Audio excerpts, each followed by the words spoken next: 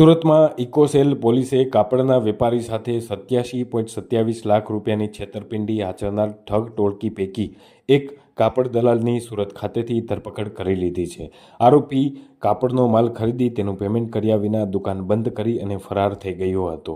આ અંગે મળતી માહિતી મુજબ અનિલકુમાર હરિવર્મન રુદ્રાએ ઠગાઈની ફરિયાદ નોંધાવી હતી। આ ફરિયાદ અનુસાર આરોપીએ ફરિયાદી પાસેથી કાપડનો માલ ખરીદ્યો હતો, પરંતુ તેમનું પેમેન્ટ ન કર્યું હતું અને 87 લાખથી વધુની છેતરપિંડી આચરી હતી। ગુનામાં ઇકોસેલ પોલીસે આરોપી ગુલઝારીલાલ દોશીની અટકાયત કરી છે।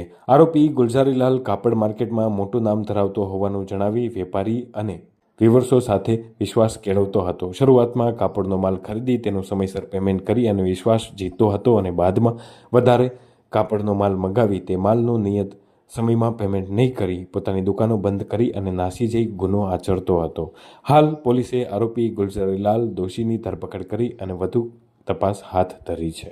ટેક્સટાઇલ સિટી તરીકે ભારતમાં પ્રખ્યાત છે, જે અનુસંધાને વેપારીઓ જે સુરતમાં વેપાર કરે છે તેઓની સાથે ઘણી વખત અમુક અસામાજિક તત્વો, અમુક ક્રિમિનલ છેતરપિંડી કરવાના ઈરાદાથી વેપારી તરીકે આવી અને માલ મેળવી અને પૈસા પરત નથી કરતા એવા બનાવો બનતા હોય છે।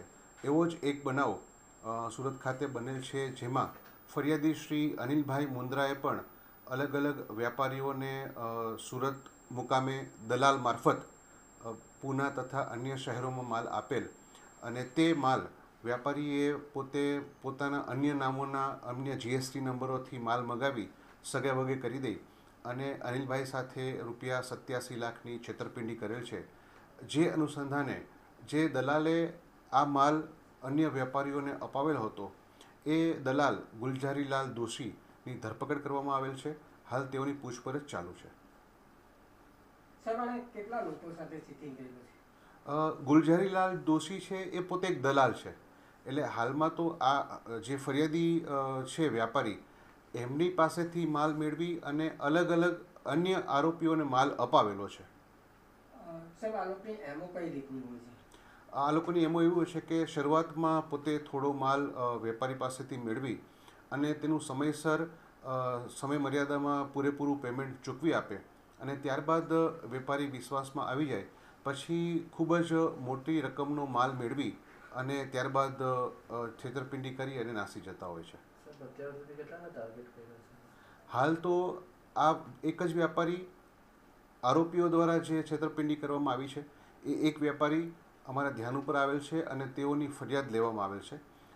આપના માધ્યમથી સમગ્ર વ્યાપારીઓને મારી વિનંતી છે કે હાલના આરોપીઓએ જો અન્ય કોઈ વેપારીઓ સાથે પણ આવી છેતરપિંડી કરેલી હોય તો તુરંત જ અમારો સંપર્ક કરી અને ફરિયાદ આપે। દલાલને કેટલા રૂપિયાની છેતરપિંડી કરી છે?